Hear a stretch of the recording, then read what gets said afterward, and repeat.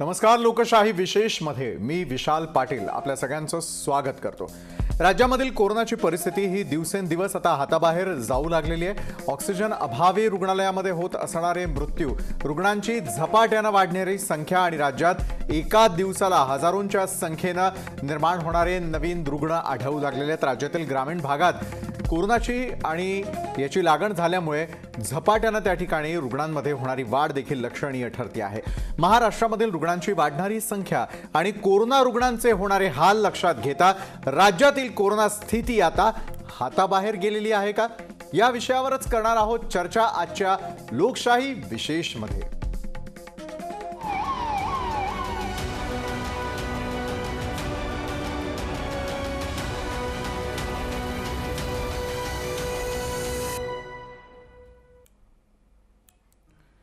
सध्या राज्यामध्ये असलेली संपूर्ण जी परिस्थिती आहे या संदर्भातला रिपोर्ट जो आहे तो आपण पाहणार आहोतच. मात्र अगदी सुरुवातीला आपल्यासोबत मान्यवर जे जोडले गेलेले त्यापैकी डॉक्टर अमोल अन्नदाते यांच्यापासून आजच्या चर्चासत्राला मला सुरुवात करायची आहे आणि त्यानंतर आमचा जो विशेष रिपोर्ट आहे तो देखील आपण प्रेक्षकांना दाखवणार आहोतच. मात्र डॉक्टर अमोल अन्नदाते, कधीतरी वाटलं होतं का की वुहान प्रांतामध्ये कोरोनाची सुरुवात होईल आणि ती प्रत्येक देशामध्ये जाईल, त्यानंतर अशा प्रकारे लॉकडाऊन संपूर्ण जगभरामध्ये होईल आणि लॉकडाऊन झाल्यानंतर देखील कालच WHO कडून सांगण्यात आलेलं आहे की जितक्या 200 प्रकारच्या लसींची या क्षणाला होत असलेली चाचणी त्याच्या भरवशावरती आपल्याला सगळ्यांना राहता येणार नाहीये.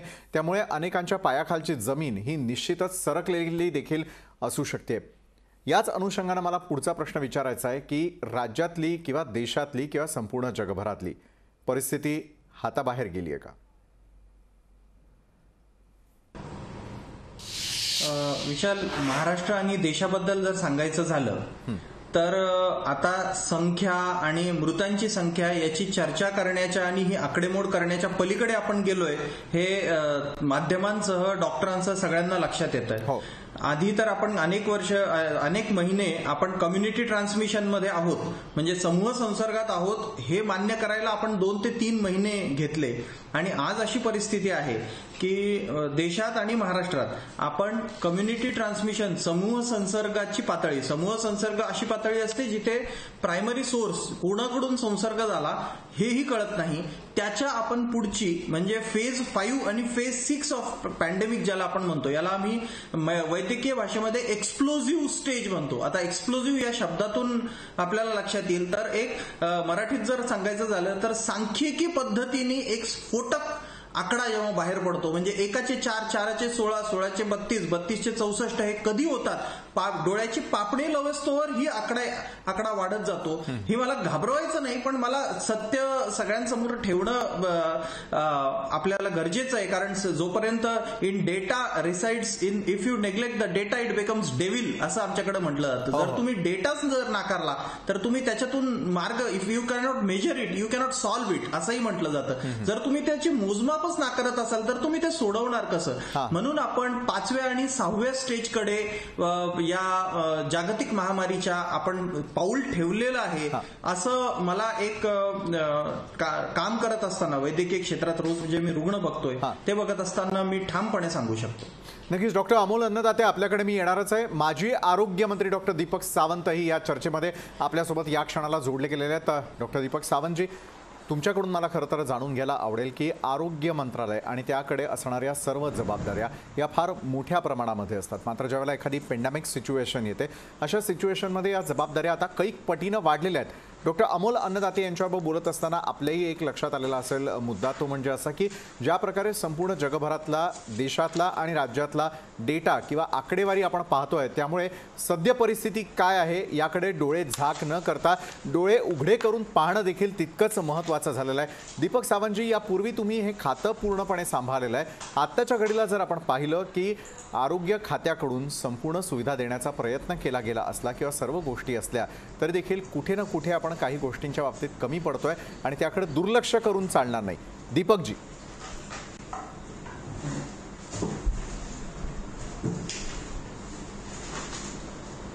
आता देशात नव्हे, राज्यात नव्हे तर जगभर आपल्याला कोरोना सर्वांकडे पाहायला मिळतो आहे. आणि आपल्यापेक्षा बाहेरच्या देशात देखील आपण जरी आज 2 नंबरवरती असलो तरी देखील आपण 4 नंबरवरून 5 नंबरवरून आपण 2 नंबरवरती आलोय. ही गोष्ट देखील आपल्याला लक्षात घेण्यासारखी आहे. आणि आज आपण जे काही लॉकडाऊन केलं होतं, आज लॉकडाऊनला जवळजवळ 6 महिने पूर्ण झाले. आजच 6 महिने पूर्ण झाले. तर ह्या लॉकडाऊनमुळे त्या लॉकडाऊनच्या पहिल्या भागामध्ये आपल्याला जी काही तयारी करायची होती ती आपल्याकडनं तयारी झालेली आहे. पण ती तयारी जी काही एक्सपेक्टेशन्स होतं, जो काही आकडा समोर येणार होता किंवा जे काही आपण हे करत होतो त्याच्यापेक्षा कितीतरी अधिक पटीने हा आकडा आता समोर येतोय. त्यामुळे अजूनही थोडीशी तयारी कमी पडते हे मी मान्य करतो. रुग्ण वाढत आहे, संसर्ग वाढतोय, पाऊस पडतोय, वातावरणातला बदल आहे, त्या सगळ्या गोष्टी जरी असल्या तरी देखील राज्य शासन आणि प्रशासन हे दोन्हीही हे करण्यासाठी आटोकाट प्रयत्न करतायत असं मी सांगू इच्छितो. आता आपण सांगितलं की जम्बो फॅसिलिटी आपण तयार केल्या. आता आपण म्हणाल की जम्बो फॅसिलिटी तयार केल्या, जम्बो फॅसिलिटीमध्ये हे कमी आहे, ते कमी आहे, ते कमी आहे असेल. पण मी असं सांगू इच्छितो आज ऑक्सिजन बेडची आवश्यकता आहे. आपल्याकडे ऑक्सिजन बेड आहेत. आज आपल्याकडे आयसीयूची आवश्यकता, आयसीयू आहेत. पण त्या आयसीयू मध्ये काम करणारे डॉक्टर्स हे थोडेफार कमी आहेत, ही गोष्ट मी मानतो. कारण तुम्ही फॅसिलिटी उभ्या करू शकता, तुम्ही इक्विपमेंट खरेदी करू शकतात, पण डॉक्टर एका वर्षात काही महिन्यामध्ये तयार करू शकत नाहीत. त्याला 5 ते 7 वर्ष MBBS व्हायला, 5 वर्ष पोस्ट ग्रॅज्युएशन व्हायला, 7 वर्ष 8 वर्ष लागतात. आणि कित्येक कोर्सेस असे आहेत की जे आपल्याकडे यापूर्वी कधीही झालेले नाहीत. फॉर एक्झाम्पल इंटेन्सिव्हिस्ट, आपल्याकडे कुठलाही अभ्यासक्रम नव्हता. क्रिटिकल केअर हा अभ्यासक्रम आत्ता नवीन सुरू झाला आहे. त्यामुळे त्या विषयातले तज्ज्ञ, एपिडायमॉलॉजिस्ट हे देखील आपल्याकडे नव्हते पूर्वी. काही हाताच्या बोटावर मोजण्या इतके असतील. पण ह्या सगळ्या गोष्टी ह्या गेल्या 15 वर्षामध्ये आपण कधी अशा प्रकारचा उद्रेक हा अनुभवला नव्हता आणि आपण एक्सपेक्ट देखील केला नव्हता. त्यामुळे हे अचानक संकट आपल्यावरती आलेलं आहे. त्यामुळे त्याला राज्य शासन असेल किंवा देशातलं शासन असेल, देशातलं प्रशासन हे फाईट करायचा प्रयत्न करायचा आहे. आपल्याला त्यातल्या खोड्या काढण्यापेक्षा आपण त्यांच्या पाठीमागे कसं उभं राहू ह्याच्याकडे जास्त लक्ष दिलं पाहिजे.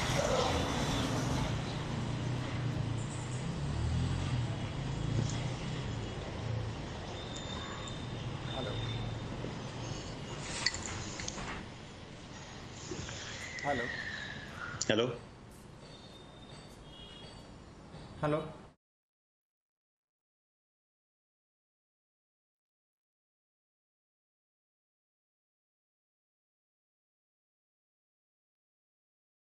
या चाचण्यांवरती किंवा या लसींवरती आपल्याला फार भरोसा ठेवता येणार नाहीये.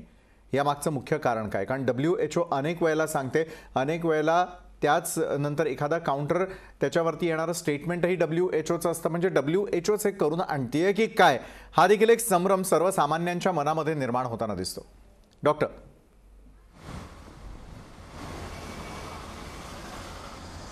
विशाल, मला प्रश्न विचारला का? माझा आवाज डॉक्टर अविनाश भोंडवेजी. मला जरा प्रश्न सांगाल पुन्हा? डॉक्टर अविनाश भोंडवेजी, मला प्रश्न आपल्याला हा विचारायचा आहे की WHOनं दिलेलं स्टेटमेंट जे आहे ते प्रत्येकाच्या चिंतेमध्ये भर घालणारा अशा स्वरूपाचं आहे. त्याकडे कशा प्रकारे आपण पाहायला हवं? कारण साधारण 200 लसींसंदर्भातली चाचणी सुरू आहे आणि एकाही लसीवरती आपल्याला अवलंबून राहता येणार नाही असं WHO सांगते. यामध्ये सर्वात महत्त्वाची गोष्ट अशी की लस आली की आपण लगेच ही साथ नियंत्रणात येईल असं मानणं हे मुळात चुकीचं आहे. अशा प्रकारचा संभ्रम हा लोकांच्या मनात निर्माण झालेला आहे. दुसरी गोष्ट अशी की ह्या सर्व ज्या लसी आहेत ह्या खूप दीर्घकाळ संशोधन करून आणायच्या असतात. त्याचे आधी प्री क्लिनिकल 3 टप्पे आणि त्यानंतरचे ह्युमन चाचण्यांचे 3 टप्पे हे अतिशय विस्तृत पद्धतीने त्याचं पूर्ण ॲनालिसिस करून मोठ्या प्रमाणात टेस्टिंग करून हे करायचं असतं. हे सगळं आपण जे 4 आणि 5 वर्षाचं हे सगळं आपण कॉम्पॅक्ट करून 6 महिन्यात बसवलेलं आहे. त्याच्यामुळं आज परिस्थिती अशी आहे की एक मी तुम्हाला खात्रीने सांगतो की अमेरिकेतल्या लसीमध्ये, रशियामधल्या लसीमध्ये आणि चीनमधल्या लसीमध्ये जे त्याचे दुष्परिणाम आलेले आहेत ते झाकून ठेवलेले आहेत. आणि त्यामुळं कदाचित ह्या लसी ह्या निश्चितच विश्वास ठेवण्यासारख्या नसतील असा जगातल्या अनेक संशोधकांचं मत आहे. आणि दुसरी गोष्ट की ह्या ज्या लसी आहेत ह्या mRNA या पद्धतीच्या टेक्निकवर आधारलेल्या आहेत आणि हे टेक्निक आहे याच्याबद्दलचं अजूनही विस्तृत ज्ञान इव्हन शास्त्रज्ञांनाही नाही आहे आणि त्याच्यामध्येही खूप संशोधन चालू आहे. त्यामुळे त्यावर आलेल्या लसी त्यांचे जे काही दुष्परिणाम आहेत, विशेषतः ही लस दिल्यानंतर तो आजार होतो खूप मोठ्या प्रमाणात होतो. ही लस दिल्यानंतर त्या व्यक्तीला त्याच्यामधली जी प्रतिकारशक्ती असते ही सुद्धा कोलॅप्स होऊ शकते. असे बरेच एक 7 ते 8 प्रकार हे जगातल्या संशोधकांनी पुढे आणलेले आहेत आणि ते अजूनही त्याच्यावर पूर्णपणे खात्रीलायक उत्तर मिळालेलं नाही. आणि दुसरा एक आक्षेप असा आहे की ह्या ज्या लसी येत आहेत याच्यामध्ये फार्मा कंपन्यांचं एक कमर्शियल हित आहे. त्याच्यामुळं दुष्परिणाम थोडेसे लपवून ह्या लसी खूप उपयुक्त आहेत अशा प्रकारचा प्रचार केला जातं, असं अमेरिकन मीडियामध्ये हे सगळं सांगितलं जातंय. त्यामुळं हे आत्ता ज्या लसी येत आहेत याबद्दल थोडंसं संशयाने आणि जरा जास्ती संयमाने आपल्याला घ्यायला पाहिजे. आणि WHOचं मत असं आहे की ह्या ज्या लसी येत आहेत या निश्चित कितपत उपयुक्त असतील याबद्दल त्यांना खात्री नाही. बरोबर आहे. हे झालं की कशा प्रकारे माध्यमांमध्ये येणाऱ्या काही गोष्टी आहेत, एक कमर्शियल आस्पेक्टही त्याला आहे आणि या सर्व गोष्टींच्या आधारावरती सुरुवातीला आपण पुन्हा एकदा रिपोर्टकडे जाणार आहोत आणि त्यानंतर पुन्हा या मान्यवरांबरोबर चर्चा करूयात. तर राज्यातील कोरोनाची परिस्थिती ही दिवसेंदिवस हाताबाहेर जाताना दिसते आणि ऑक्सिजन अभावी रुग्णालयामध्ये होत असणारे मृत्यू असतील, रुग्णांची झपाट्यानं वाढणारी संख्या, राज्यात एकाच दिवसाला हजारोंच्या संख्येनं नवीन रुग्ण आढळत आहेत आणि राज्यातील ग्रामीण भागातही कोरोना रुग्णांची संख्या ही झपाट्यानं वाढतीये. तर या संदर्भातला स्पेशल रिपोर्ट नेमकं काय सांगतोय ते सुरुवातीला पाहूयात. राज्यातील कोरोना रुग्णांची संख्या 12,63,799. महाराष्ट्रात कोरोनाचे एकूण बळी 33,886. राज्यात रुग्ण बरे होण्याचं प्रमाण 75%. महाराष्ट्रानं कोरोना चाचण्या वाढवाव्यात, केंद्रीय आरोग्य मंत्रालयाचा राज्याला सल्ला. राज्यात कोरोना रुग्णांची संख्या दिवसेंदिवस वाढते. अनलॉक 4.0 नंतर नियम शिथिल झाल्यावर वर्दळ वाढू लागली आणि रुग्णांची संख्या देखील वाढू लागली. या पार्श्वभूमीवर पंतप्रधान नरेंद्र मोदींनी 7 राज्यांच्या मुख्यमंत्र्यांशी व्हिडिओ कॉन्फरन्सिंगद्वारे चर्चा करून कोरोना स्थितीचा आढावा घेतलाय. यावेळी महाराष्ट्र के लोग बहादुरी से सामना करते हैं या शब्दात पंतप्रधानांनी कौतुक केलंय. तर माझं कुटुंब माझी जबाबदारी या मोहिमेतून आम्ही कोविडची लढाई अधिक आक्रमकपणे लढत असल्याचा दावा मुख्यमंत्र्यांनी केलाय. असं असलं तरी कोरोनाचे रुग्ण वाढतायत हे वास्तव आहे. गेल्या 3 दिवसांची आकडेवारी पाहिली तर 21 सप्टेंबरला 15,738 रुग्ण, 22 सप्टेंबरला 18,390 रुग्ण, 23 सप्टेंबरला 21,029 रुग्ण आढळल्याचं स्पष्ट होत आहे. त्याच वेगानं रुग्ण बरे देखील होत आहेत. परंतु कोरोनाचा वाढता प्रादुर्भाव सरकारची डोकेदुखी ठरली आहे. त्यातच सध्या विकसित होत असलेल्या कोरोनावरील लस किती उपयुक्त असेल याची खात्री नाही असं वक्तव्य जागतिक आरोग्य संघटनेचे प्रमुख टेड्रॉस ॲडनॉम घेब्रेयेसस यांनी केल्यामुळे कोरोनाच्या लसीवर किती अवलंबून राहायचं हा देखील प्रश्नच आहे. राज्यात लोकल सेवा सुरू करण्याची मागणी होती. कोरोनाचा प्रादुर्भाव वाढत असल्यानं कोरोनाच्या भीतीमुळे सरकार लोकल सेवा सुरू करण्याचा निर्णय आणखी पुढे ढकलणार की नोकरदारांची सोय व्हावी म्हणून कोरोनाचे नियम पाळून लोकल सेवा सुरू करणार असाही प्रश्न आता उपस्थित होतोय. तुर्तास कोरोनावर मात करण्याचे सरकारचे प्रयत्न सुरू आहेत. तरीही कोरोनाच्या चाचण्या वाढवा असा सल्ला केंद्रीय आरोग्य मंत्रालयाने दिला. त्यामुळे जास्तीत जास्त लोकांवर उपचार करणं शक्य होणार आहे. ब्युरो रिपोर्ट, लोकशाही न्यूज, मुंबई. आणि लगेच आपण चर्चेकडे वळूयात. डॉक्टर दीपक सावंत जी, आपण हा संपूर्ण रिपोर्ट पाहिला असेल, आपल्या सर्व प्रेक्षकांनी देखील पाहिलेला आहे. आरोग्य यंत्रणा या क्षणाला हतबल झालेली आहे का असं देखील एक चित्र पाहायला मिळतं.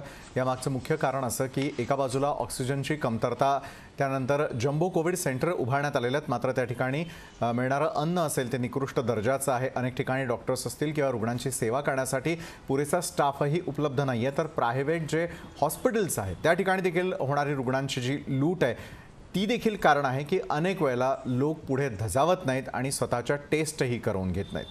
दीपक सावंतजी. नाही, आपण म्हटलं ते खरं आहे. शेवटचा मुद्दा जो आहे तो अतिशय खरं बरोबर आहे की लोक आपली टेस्ट करून घ्यायला कसरत आहेत, ही गोष्ट खरी आहे. कारण त्यांना भीती वाटते. आता तुम्ही असं म्हणाल की पुढची भीती वाटते की आपल्याला समजा जर क्वारंटाईन सेंटरमध्ये किंवा हॉस्पिटलमध्ये जर आपण गेलो तर आपल्याला काही योग्य ट्रीटमेंट मिळेल की नाही. तर त्याचं कारण असं आहे की आज रिकव्हरी रेट आपण पहा, जवळजवळ 72% रिकव्हरी रेट आहेत. म्हणजे रुग्ण बरे होत आहेत. जितके नवीन रुग्ण सापडत आहेत तितकेच रुग्ण बरे होत आहेत, हे देखील आपल्याला मानलं पाहिजे. म्हणजे हॉस्पिटलमध्ये ट्रीटमेंट ही बऱ्यापैकी मिळते. अगदी मी असा दावा करणार नाही की 100% ही ट्रीटमेंट अगदी चांगलीच असेल, पण ह्या पॅन्डेमिकमध्ये, ह्या साथीमध्ये अतिशय चांगल्या प्रकारची ट्रीटमेंट राज्य शासनातर्फे दिली जात आहे, असं मी दाव्याने सांगू शकतो. अनेक जम्बो फॅसिलिटी उभ्या करणं म्हणजे हे काही सोपी गोष्ट नाही आहे. पण आज 1000 बेड, 1200 बेडच्या जम्बो फॅसिलिटी तयार झालेल्या आहेत. ऑक्सिजनसाठी आपण ऑक्सिजनचा वारंवार उल्लेख केला. ऑक्सिजनसाठी प्रत्येक, आता आपण जर समजा नेस्कोमध्ये बघितलं, नेस्कोच्या आवारामध्ये आपल्याला ऑक्सिजन सेंटर तयार करायला दिसते.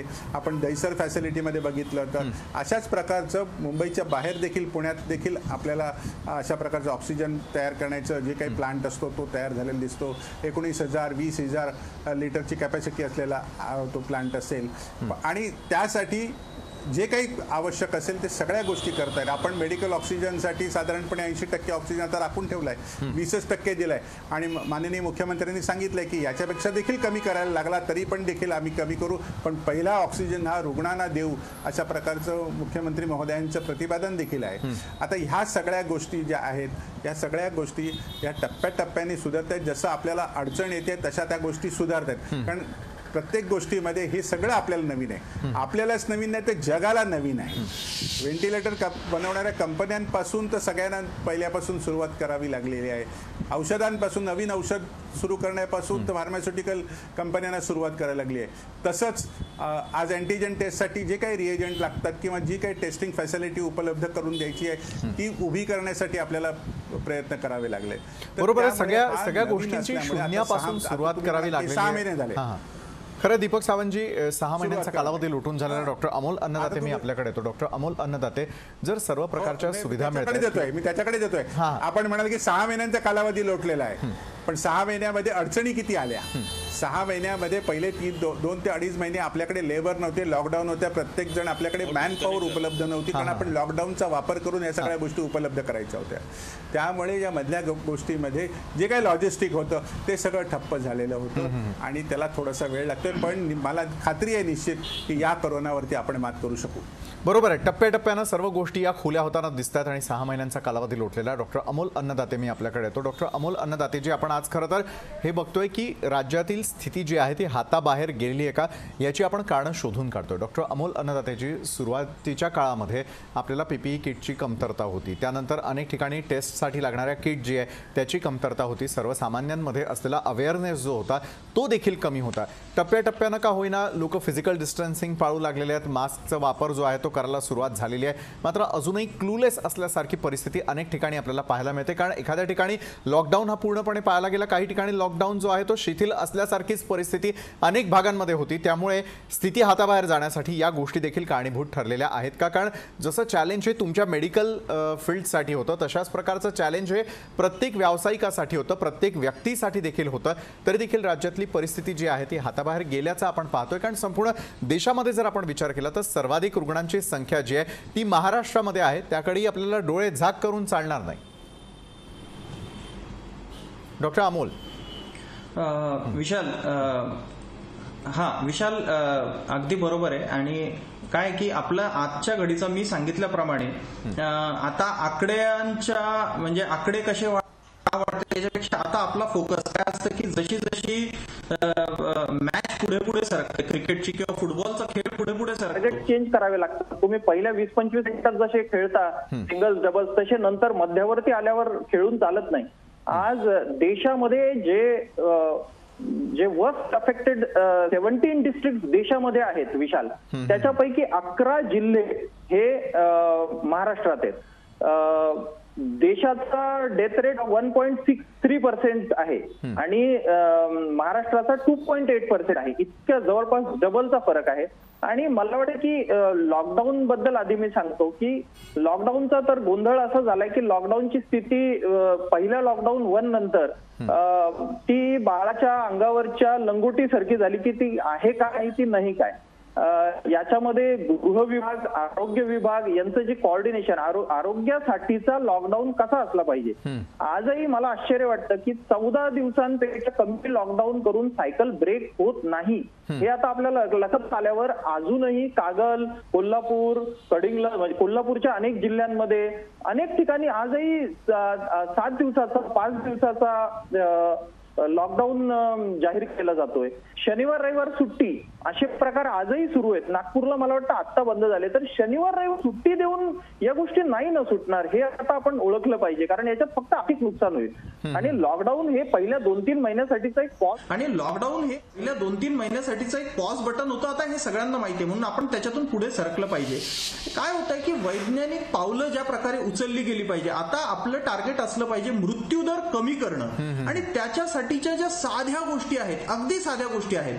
उदाहरणार्थ प्रत्येक क्वारंटाईन मध्ये असलेल्या रुग्णाची आणि प्रत्येक ऍडमिटेड पेशंटची, कोविड सेंटरला कोविड पॉझिटिव्ह पेशंटची दिवसातून 2 वेळा 6 मिनिट वॉक टेस्ट झाली पाहिजे, जेणेकरून सायलेंट हायपॉक्सिया ज्याच्यामुळे मृत्यूचं प्रमाण वाढतंय ते 48 तास आधी लक्षात येईल आणि त्या पेशंटला मिथाइल प्रेडिसेलॉन, रेमडेसिवीर हे देता येईल. पण ही 6 मिनिट वॉक टेस्ट करायला पैसे लागत नाहीत, पण तरी ही का होत नाही प्रत्येक पेशंटची. आम्ही कोणालाही बोलतो तर ते म्हणतात की आम्हाला असं काही गोष्टच माहित नाही. तर मला वाटतं, मला मान्य आहे दीपक सावंतजी आरोग्यमंत्री असतानाही त्यांनी खूप म्हणजे मनापासून प्रयत्न केले, पण त्यांनाही माहिती आहे, ते खासगीत सांगतील की आरोग्य विभागाकडे आजही पुरेसं आर्थिक बळ नाहीये, पुरेसं मॅनेजमेंट नाहीये, पुरेशा मॅनपॉवर नाहीये. 17,000 त्यांनी सांगितलं, 17,337 पोस्ट आजही मेडिकल ऑफिसर्सच्या रिकाम्या आहेत. आता तुम्ही जे म्हटले की लसीवर अवलंबून राहता येणार नाही, टेस्टिंग वाढवलं पाहिजे. एक लक्षात घ्या, आजच्या घडीला महाराष्ट्राला 5 लाख टेस्ट रोज करणं गरजेचं आहे आणि आपली कॅपॅसिटीच ही अजून 1.5 लाख पर डे आहे. आणि याच्यामध्ये अजून एक मोठा गोंधळ जो मला दीपकजी सावंत सरांना आवर्जून लक्षात आणून द्यायचे, कारण ते अत्यंत संवेदनशील नेते आहेत आणि माझं मी नेहमी सांगतो की over reliance on rapid antigen test, म्हणजे रॅपिड अँटीजन टेस्ट मध्ये फॉल्स निगेटिव्हचं प्रमाण जवळपास 40% पर्यंत आहे, 40 ते 50% पर्यंत. पण गव्हर्नमेंट सेंटर्सला, प्रायव्हेटला प्रत्येक ठिकाणी रॅपिड अँटीजन केलं आणि ते निगेटिव्ह आली आणि पेशंटला जर लक्षणं असली तर त्याचं आरटीपीसीआरने कन्फर्मेशनच होत नाहीये आणि तो पेशंट तसाच निघून जातो. नंतर तो 8-10 दिवसानंतर सिरियस होऊन येतो. अशा अनेक पेशंट मी माझ्या समोर आलेले आहेत आणि आयसीएमआरचा प्रोटोकॉल आपण फॉलो केला पाहिजे. अर्थात मी या त्रुटी दाखवत नाही, आपण सोल्युशन दिले पाहिजे, कारण सगळेच क्रायसिस मध्ये आहोत. म्हणून मी नम्रपणे या गोष्टी सुचवू इच्छितो. आणि आपली जी एक लक्षात घ्या विशाल की पर इंडेक्स केस आपण चेजिंग द व्हायरस, म्हणजे व्हायरसच्या मागे लागणं जे म्हणतो त्याचा अर्थ काय असतो. त्याचा अर्थ असतो की एका इंडेक्स केस मागे, एका सापडलेल्या केस मागे किती टेस्ट व्हायला पाहिजे. तर ती संख्या महाराष्ट्रामध्ये आज अत्यंत कमी आहे. फक्त 5 टेस्ट आपण पर इंडेक्स केस करतोय. जी उत्तर प्रदेश सारखे राज्य 30 टेस्ट करतायत पर इंडेक्स केस, बिहार सारखे राज्य 100 करतायत, तेलंगणा 20 करतायत, गुजरात 70 करतायत, तामिळनाडू 14 करतायत, आंध्र प्रदेश 7 करतायत. तर महाराष्ट्रामध्ये ही ज्या प्रकारे मृत्यूदर वाढतोय, 3% पुढच्या जवळ सरकतोय, तर त्या प्रमाणात तो कमीत कमी 100 टेस्ट पर इंडेक्स केस असायला पाहिजे. आणि हे टार्गेट कम्प्लीट, आणि ह्याच्यात आरटीपीसीआरचा रोल हा 80% असला पाहिजे आणि 20% रॅपिड अँटीजन असला पाहिजे आणि 100% लक्षणं असलेले रॅपिड अँटीजन निगेटिव्ह जे आहेत आरटीपीसीआरनी टेस्ट व्हायला पाहिजे. आरटीपीसीआर केलेले विशाल तुम्हाला ऐकून आश्चर्य वाटेल की आरटीपीसीआर निगेटिव्ह असलेले 30% लोक 7 दिवसानंतर परत कोविड सारखे कोविड पॉझिटिव्ह येतात. म्हणजे IMAचे महाराष्ट्र अध्यक्ष अविनाश भोंडवेजी आपल्यासोबत आहेत. डॉक्टर अविनाशजी, मगासपासून जी चर्चा आपली सुरू आहे की टेस्ट आपण एका बाजूला वाढवणं गरजेचं आहे, दुसरीकडे डॉक्टर अमोल अन्नदाते यांनी अनेक प्रकारचा जो आहे तो डेटा आपल्या या चर्चेमध्ये मांडलेला आहे. डॉक्टर दीपक सावंत यांचं देखील म्हणणं आहे की टप्प्याटप्प्यानं का होईना, मात्र पूर्वीसारखी परिस्थिती उरलेली नाही आहे, हळूहळू करत का होईना, कारण प्रत्येकासाठी, देशात असेल, जगात असेल किंवा मग महाराष्ट्रामध्ये असेल, सगळ्यांसाठी ही परिस्थिती पहिल्यांदाच होती आणि त्याच अनुषंगानं आपण उचललेली पावलं पावलं देखील होती. डॉक्टर अविनाश भोंडवेजी, एका बाजूला आपण जी चर्चा केलेली होती ती म्हणजे लसींसंदर्भातली, दुसरीकडे ज्या प्रकारच्या टेस्ट होणं अपेक्षित आहे, कारण इतर देशांच्या तुलनेमध्ये देशाची आपली स्थिती या क्षणाला नेमकं काय सांगतेय, कुठल्या प्रकारच्या उपाययोजना आपण करणं हे अत्यंत आवश्यक आहे. कारण फक्त एका बाजूला एवढाच प्रश्न नाहीये की कोरोनाशी आपल्याला लढायचं आहे किंवा कोविड-19शी आपल्याला लढायचं आहे, त्याच्या दृष्टीनं कारण त्याचे परिणाम हे इतर आरोग्य सुविधांवरती देखील होत आहे, त्याकडेही लक्ष वेधणं गरजेचं आहे. डॉक्टर अविनाशजी. विशालजी, मी काही शास्त्रीय गोष्टी आपल्या समोर मांडू इच्छितो. प्लीज. मुळामध्ये करोनाचं हे जी महामारी किंवा ही जे वैश्विक संकट आहे हे एक जैविक आपत्ती आहे आणि त्याची जी उत्तरं आहेत ती शास्त्रीय पद्धतीनेच त्याला तोंड द्यायला पाहिजे. आतापर्यंत सुरुवातीपासून आपण आता तिसऱ्या टप्प्यात आलोय. म्हणजे आजार जो आहे तो जो पसरतोय त्याचा वेग हा तिसऱ्या आणि चौथ्या गिअरमध्ये आहे. पण आपला नियंत्रणाचा जो हिस्सा आहे तो अजून आपण पहिल्या आणि दुसऱ्या गिअरमध्ये आहोत. एक लक्षात घ्या की आज कितीही आपण अमान्य केलं तरी आज जी परिस्थिती आहे ही एका बाजूला समूह संसर्ग आहे हे आपण मान्य केलंच पाहिजे आणि त्या दृष्टीने तिसऱ्या गिअरमध्ये किंवा फायनल गिअरमध्ये जाऊन आपण सर्वत्र हे जे नियंत्रणाचं काम आहे हे त्या पद्धतीने सखोल आणि वेग वाढवला पाहिजे. आता यामध्ये काय करायचं तर एक लक्षात घ्या, याच्यामध्ये ही जी साथ वाढती याच्यामध्ये लोकांचा जो भाग आहे तो आपल्याला हे करायला लागेल. विशेषतः आता हे माझं कुटुंब माझी जबाबदारीमध्ये हे करता येईल. यामध्ये असं आहे की लोकांमध्ये अजूनही ह्या प्रतिबंधक उपायाबद्दल हे नाही, मास्क वापरणं, सोशल डिस्टन्सिंग आपण वारंवार सांगतो, आजही हे दिसत नाहीये. आजही लोकांची गर्दी जमतीये आणि ह्या सगळ्या गोष्टी घडतायत. दुसरी सर्वात महत्वाची गोष्ट आहे म्हणजे लोक स्वतःहून औषध घेतात आणि आजार स्वतःहून काही दिवस अंगावर काढतात. आज मी प्रॅक्टिस करत असताना माझ्या एक लक्षात येतं की आज सध्या जे सर्दी, ताप, खोकला याचे पेशंट त्यातले 50% पेशंट हे आज कोविड पॉझिटिव्ह येतात. त्यामुळं हे जो लोक आहे हे साधारणतः शास्त्रीय याच्याप्रमाणे जर दुसऱ्या तिसऱ्या दिवशी जर आपण त्यांना डायग्नोज केलं तर त्यांचं जगण्याचं किंवा त्यांचं चांगल्या परिस्थितीत राहण्याचं, गंभीर न होण्याचं प्रमाण जास्ती चांगलं असतं. आज असं होतं आपल्याकडे की सर्दी खोकला ताप झाल्यावर आधी अंगावर काढलं जातं, कुठूनही वैद्यक दुकानातून एखाद्या मेडिकल स्टोअरमधून औषधं घेतली जातात आणि मग चौथ्या पाचव्या दिवशी ऑक्सिजन कमी झाल्यानंतर तो पेशंट डॉक्टरांकडे येतो आणि मग त्याला ऍडमिट करायला लागतं. ह्या गोष्टी आपल्याला लोकांना समजून सांगायला पाहिजेत की साध्या आजार असले तरी तुम्ही डॉक्टरांकडे जा आणि उपाय करा. दुसरी आता प्रशासनाच्या बाजूने आपण महत्वाची जो विचार केला, आता डॉक्टर अमोलनी सांगितलं की 5 लाख हे व्हायला पाहिजे. एक गोष्ट अशी लक्षात घ्या की आज जेवढं टेस्ट जे पेशंट पॉझिटिव्ह निघाले त्याच्या कमीत कमी 20 पट हे टेस्टिंग झालं पाहिजे. आजचा आकडा तुम्ही मगाशी सांगितला 21,029 म्हणजे गुणिले 20, 4 लाख टेस्ट आज झाल्या पाहिजेत. याचं असं आहे की ICMR मध्ये एक जो सिरो सर्व्हे केला त्याच्यामध्ये असं स्पष्ट म्हणलेलं आहे, 11 सप्टेंबरला जे रिझल्ट त्यांनी दिले त्यामध्ये असं स्पष्ट म्हणलेलं आहे की एक कोरोना पॉझिटिव्ह हा 80 ते 132 लोकांना इन्फेक्ट करतो. म्हणजे तसं खरं पाहिलं तर आपल्याला 80 किंवा 130 पट हे केल्या पाहिजे जेवढ्या पॉझिटिव्ह केसेस निघतील त्यांचे. आज परिस्थिती अशी आहे की कॉन्टॅक्ट ट्रेसिंग हे जवळजवळ शून्य आहे. जे पेशंट्स पॉझिटिव्ह निघतात त्यांच्या घरी फोन जात नाही किंवा त्यांचे जे काही नातेवाईक त्यांच्या संपर्कातले लोक असतील त्यांना कुठेही त्यांचा ट्रेस घेतला जात नाही आणि हे केलं जात नाही. हे सखोलरित्या करायला पाहिजे तरच आपण ह्या समूह संसर्गाला किंवा ह्या मोठ्या पद्धतीने जे काही इन्फेक्शन होतंय त्याला तोंड देऊ शकू. यासाठी घरोघरी जाऊन सर्व्हे करायला पाहिजे आणि जे कोणी पॉझिटिव्ह निघाले असतील त्यांचे सर्व नातेवाईक त्यांच्या कॉन्टॅक्टमध्ये आलेले ह्या लोकांचं टेस्टिंग व्हायला पाहिजे. हे टेस्टिंग साधारणतः 4 ते 5 लाखापर्यंत वाढवलं पाहिजे. आता डॉक्टर अमोल अन्नदाते म्हणाले की RT-PCR, परंतु खरी गोष्ट अशी आहे की अँटीजेन टेस्टिंगच आपल्याला खूप मोठ्या प्रमाणात वाढवलं पाहिजे कारण तिथं खूप भराभर रिपोर्ट्स येतात आणि त्यामध्ये जे निगेटिव्ह असतील ते निगेटिव्हची आपण RT-PCR करू. याच्यामुळं कसं होतं की ह्या गोष्टी भराभर झाल्या तर हे निश्चितच चांगलं होईल.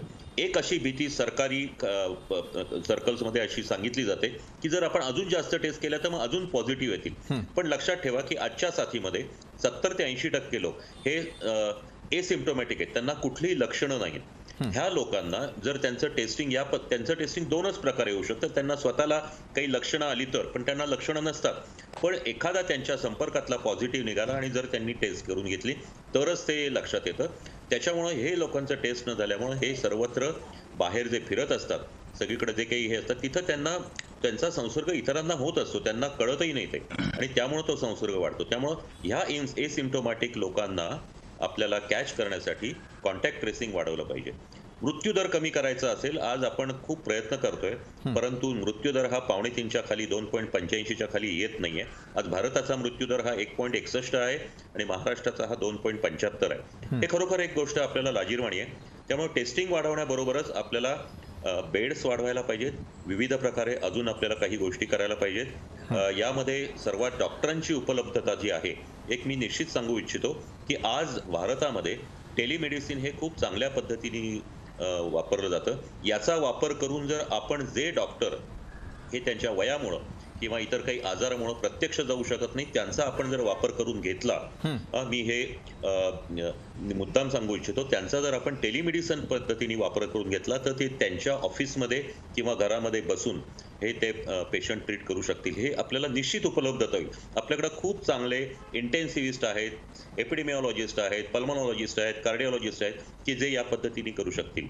ऑक्सिजनचा जो प्रश्न आहे तोही आपल्याला आता सोडवता येईल, कारण सोडवता आलाय. कालच आम्हाला जी माहिती मिळाली त्याप्रमाणे जेवढी आज रिक्वायरमेंट आहे त्यापेक्षा जास्ती ऑक्सिजन मिळतोय, तयार होतोय, तो ट्रान्सपोर्टही होतोय. पण तरीही ऑक्सिजनसाठी जो काळा बाजार चाललाय, त्याच्या ज्या किमती वाढवल्यात, त्याच्यावर आपल्याला नियंत्रण आलं केलं पाहिजे.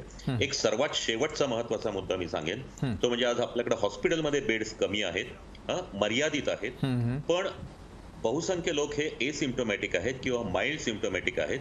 यांना ऍडमिट न करता ICMRनी जो होम आयसोलेशनचा परवा हे दिलेला आहे तो फक्त महाराष्ट्रातल्या निवडक शहरातच चालू आहे, पुण्या मुंबईत चालू आहे. पण महाराष्ट्रातल्या प्रत्येक गावात, प्रत्येक ठिकाणी जर होम आयसोलेशनची हे केली तर खूप मोठ्या प्रमाणातले लोक हे हॉस्पिटलमध्ये न जाता घरच्या घरी ट्रीटमेंट घेऊ शकतील.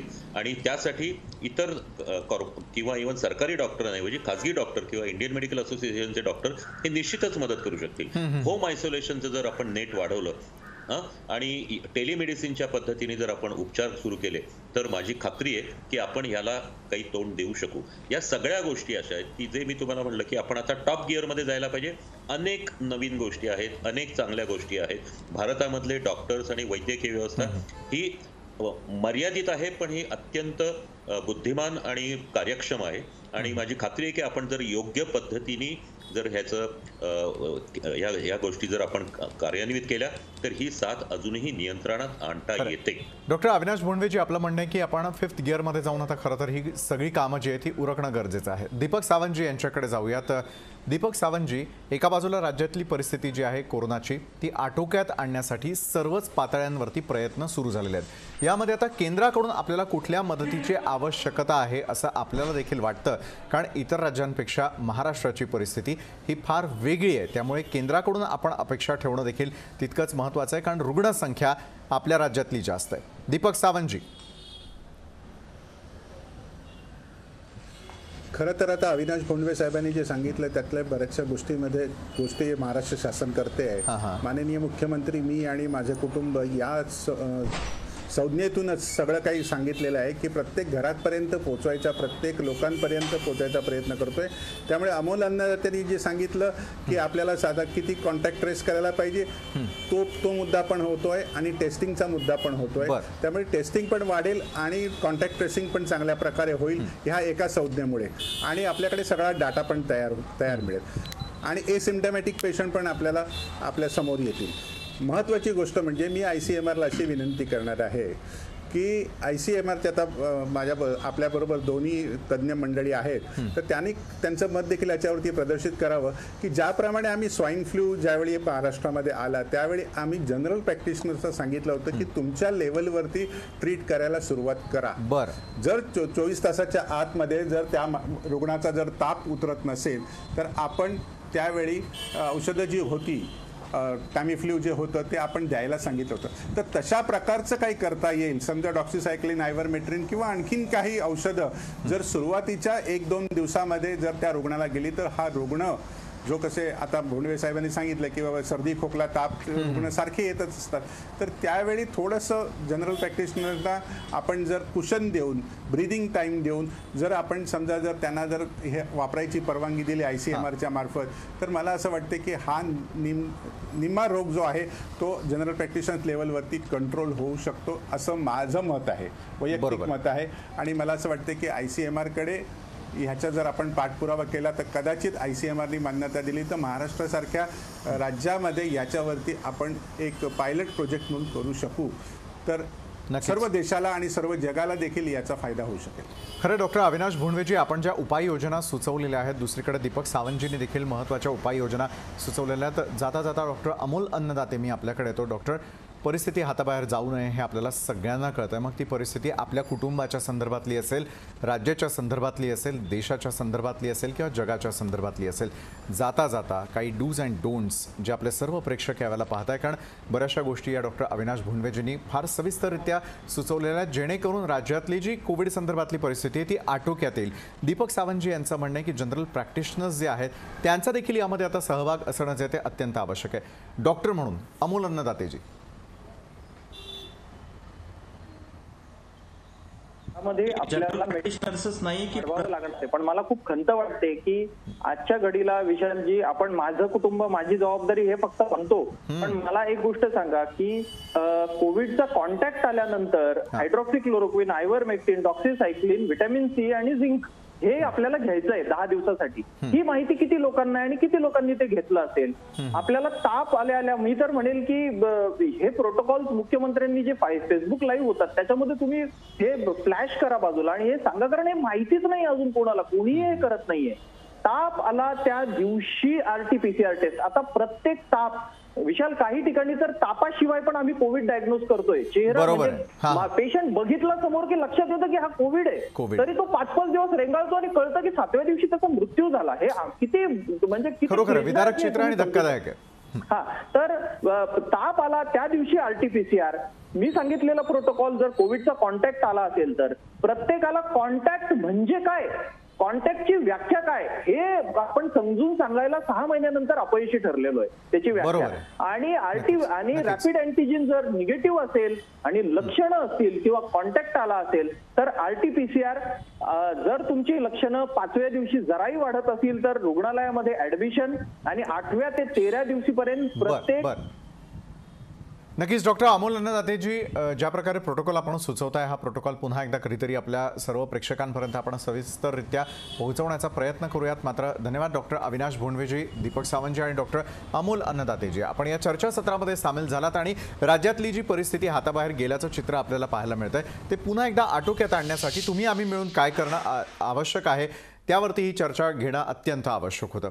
त्यामुळे आजच्या लोकशाही विशेषमध्ये वेळ झाली. इथं थांबण्याची ताज्या बातम्यांसाठी पाहत रहा लोकशाही न्यूज. ताज्या बातम्यांसाठी लोकशाही न्यूज चॅनलला सबस्क्राईब करा आणि बेल आयकॉनवर क्लिक करा.